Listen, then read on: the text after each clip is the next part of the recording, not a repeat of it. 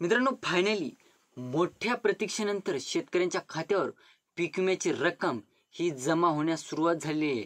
तर तो जिल्हा कोणता आहे, त्याचबरोबर शेतकऱ्यांच्या खात्यावर किती हेक्टरी रक्कम वितरित होणार आहे किंवा वितरित झालेली आहे, त्याविषयीची सविस्तर माहिती आपण आजच्या व्हिडिओमध्ये क्लिअर करण्याचा प्रयत्न करणार आहोत। तत्पूर्वी जर चॅनलवर नवीन असाल तर चॅनलला सबस्क्राईब करा आणि समोरील जे बेल आयकॉन बटन आहे ते दाबायला विसरू नका। तर नमस्कार मित्रांनो, मी राज सुरेतर, स्वागत आहे कृषी मॅन यूट्यूब चॅनलमध्ये। मित्रांनो, तुम्हाला देखील काही प्रश्न असतील तर डायरेक्टली इंस्टाला मेसेज करून विचारू शकता। इंस्टाग्राम आयडी हा डिस्क्रिप्शन बॉक्समध्ये दिलेला आहे। मित्रांनो, आपण ज्या जिल्ह्याविषयी माहिती घेणार आहोत तो जिल्हा म्हणजे पालघर जिल्हा। पालघर जिल्ह्यातील ज्या शेतकऱ्यांनी फळ पीक विमा काढलेला होता अशा शेतकऱ्यांना पीक विम्याच्या रकमा ह्या आजपासून जमा होण्यास सुरुवात झालेली आहे। मोठ्या प्रतीक्षेनंतर मित्रांनो, बऱ्याच शेतकरी संघटनांनी, काही नेत्यांनी वगैरे बरेच ट्रायल केले आणि हा पीक विमा मोठ्या प्रतीक्षेनंतर शेतकऱ्यांच्या खात्यावर वितरित झालेला आहे। चिकू पिकासाठी ज्या शेतकऱ्यांनी पीक विमा काढलेला होता, फळ पीक विमा, तर अशा शेतकऱ्यांच्या खात्यावर या चिकू पिकाचा पीक विमा हा जमा झालेला आहे आज। आणि उर्वरित जे शेतकरी आहेत त्यांना सुद्धा हा पीक विमा वितरित होणार आहे। पालघर जिल्ह्यातून जर तुम्ही असाल आणि तुम्हाला किती रुपये हेक्टरी किंवा किती रुपये रक्कम ही मिळालेली आहे चिकू पिकासाठी फळ पीक विम्याची, ते सुद्धा कमेंट करून सांगायला विसरू नका।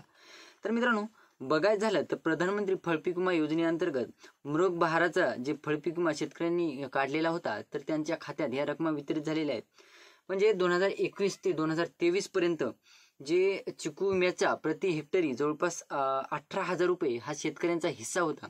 त्यानंतर मित्रांनो, बरेच शेतकऱ्यांच्या तक्रारी गेल्या, शेतकऱ्यांनी विनंती केली की बाबा हे हिस्सा वगैरे थोडासा कमी करा किंवा हे करा।